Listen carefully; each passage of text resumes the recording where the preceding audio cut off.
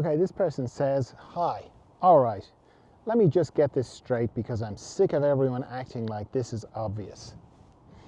What are you actually supposed to do with dead people, discarnates, or whatever name we're using this week? And why are they the same thing, and are they the same thing as psychic attack? Or is that just some more nonsense people make up to sound like they know something? Thanks in advance. So, are Discarnates? Yeah, okay. Yeah, sort of, and not really. Meaning, now, okay, I go in, the whole Beyond the Psychic training, it's long, I go into it in a lot of depth. So, I'm just gonna have to give you like a potted version. But we have in us unconsciousness. When we die, it looks like not all of us returns to the mystery. Certain amount stays in the psychic world. Each little bit, each little psychic atom is like a hologram for the whole person. So you can feel like the whole person. That's where the idea of past lives comes from, because you contact a little bit of unconsciousness inside you and you look into this hologram of the whole life. And we, of course, are so attached to our personality and who we are that we think there's a continuity. That was me in a previous life. But it would be like looking at an atom in your fingernail and going, that once was part of a squirrel.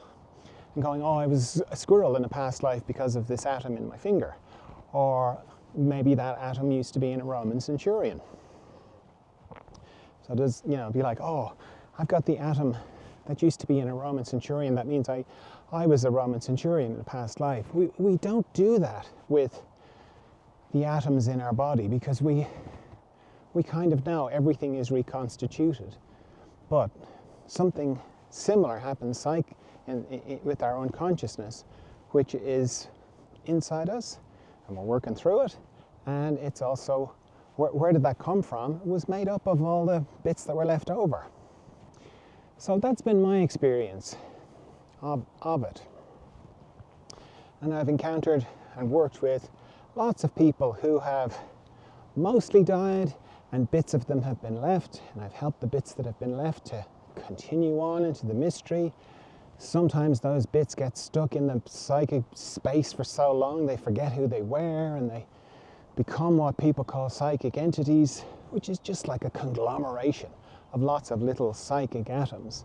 And yeah, it can have a personality and it can have feel like it's got an intent, a nefarious intent. But, does a storm have nefarious intent? Is lightning picking on people? We don't think of it like that. It's kind of the same with psychic stuff. So, yes, it's a real thing. Most bits of dead people I've encountered in the psychic space, they're just a bit lost.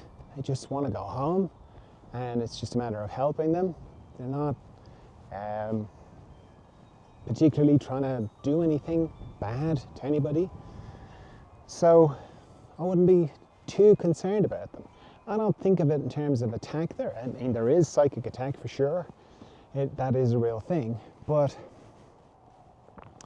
And bits of dead people are part of it, but it's not the main thing, and it's not like one of the features or parts of the psychic space is it kind of amplifies fear.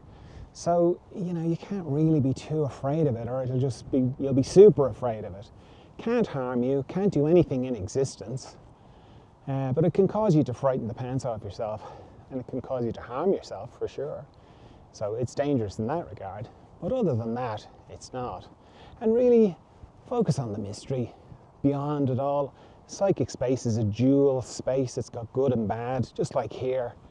The mystery doesn't have any of that. And the mystery is the power source behind it all. It's where it all comes from anyway. So I would focus on that. That's what I do anyway.